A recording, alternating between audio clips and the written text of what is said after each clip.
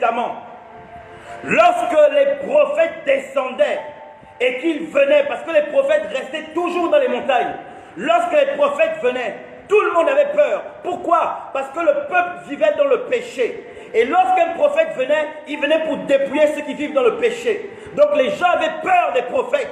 Quand ils entendent qu'un prophète descend de sa montagne, ils tremblent.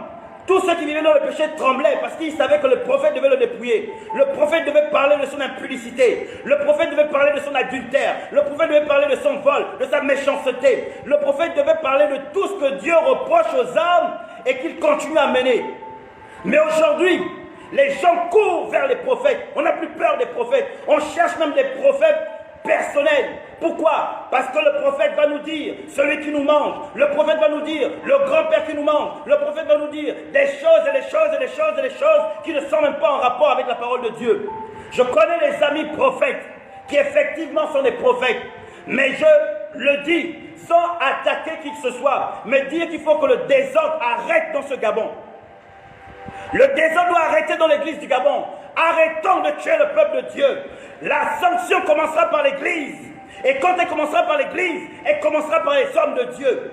Les hommes de Dieu ont plaisir à dire, et nous avons plaisir à le dire, que lorsque Dieu bénit, la bénédiction tombe d'abord sur la tête d'Aaron, après elle va sur la barbe, après elle va sur le corps. Ça veut dire que quand Dieu bénit, il passe d'abord par l'homme de Dieu, après il passe par toute l'église. Laisse-moi te dire que quand Dieu va châtier, il va aussi commencer par l'homme de Dieu avant de terminer dans le peuple. On ne contrôle pas le Saint-Esprit. Où je vois des choses, il y a des personnes qui ont 1000 prophéties vis-à-vis des personnes. Quelqu'un va te dire, partage la vidéo et tu auras une prophétie grave. Tu partages la vidéo, il y a une prophétie sur toi. Oh, on ne contrôle pas le Saint-Esprit. Le Saint-Esprit n'est pas l'esclave de quelqu'un. Un homme, fût-il bishop, quel que soit ce qu'il est, il ne peut pas contrôler le Saint-Esprit, car on ne contrôle pas le Saint-Esprit. C'est tout cela qui amène la mort dans le pot, parce qu'on amène ce qu'on appelle le feu étranger dans l'église. Voilà pourquoi les gens ne changent pas dans l'église. Si tu écoutes une parole, tu écoutes un serviteur de Dieu, et ta vie ne change pas, je ne parle pas des bénédictions, ce n'est pas d'abord cela. Christ n'est pas venu mourir à la croix pour que nous ayons les bénédictions, c'est trop facile. Le monde a les bénédictions plus que certains chrétiens, plus que les chrétiens même, et ils ne connaissent pas Christ. Christ est venu mourir à la croix pour le salut de nos âmes, d'abord. Et lorsqu'on recherche le royaume des cieux et sa justice, toutes ces choses-là, on va finir par les trouver, elles viennent à nous. Je disais qu'on n'a pas le monopole du Saint-Esprit. Aucun prophète n'a le monopole du Saint-Esprit. Arrêtez ces choses où vous devez toujours aller chez le prophète pour qu'il vous dise des choses. Nous tous, nous avons le Saint-Esprit. Le prophète vient pour te confirmer ce que Dieu t'a dit. Le prophète ne vient pas pour te dire ce que tu ne sais pas. Sinon, tu n'as pas le Saint-Esprit. Quand on a le Saint-Esprit, que le prophète vient parler, il te dit quelque chose que Dieu t'a déjà dit. Il ne peut pas t'annoncer quelque chose que Dieu ne t'a pas dit, sauf si tu n'es pas enfant de Dieu. Aucun homme n'est omniprésent.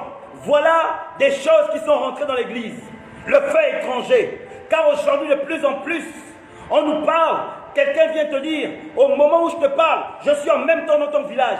Au moment où je te parle, je suis en même temps dans ta maison. Au moment où je te parle, je suis en même temps dans ta chambre. Ça, c'est la sorcellerie. Oui, je le dis. Je suis un prédicateur de la repentance. Je ne viens pas pour chercher des conflits. Je ne viens pas pour amener le désordre. Non. Je viens pour dire la vérité, pour que les choses changent, car il faut que l'Église redevienne ce qu'elle était au temps de l'Église primitive.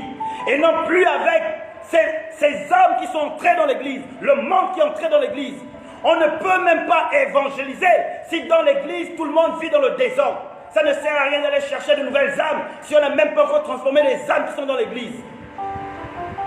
Quand un homme te dit qu'il est en même temps avec toi, il est en même temps dans ton village, il est en même temps dans ta maison, il n'y a que Dieu qui est omniprésent. Quand un homme prétend être omniprésent, ce n'est pas Dieu, ce sont des démons qui agissent pour lui. Parlez avec sagesse. Je ne dis pas que Dieu ne peut pas ouvrir les yeux à un homme et d'avoir des visions d'un village, avoir les visions d'une situation. Il donne justement la vision.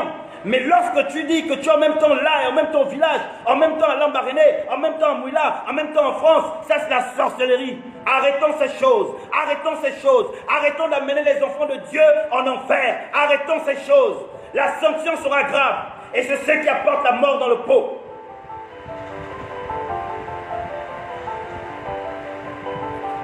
La mort est dans le pot.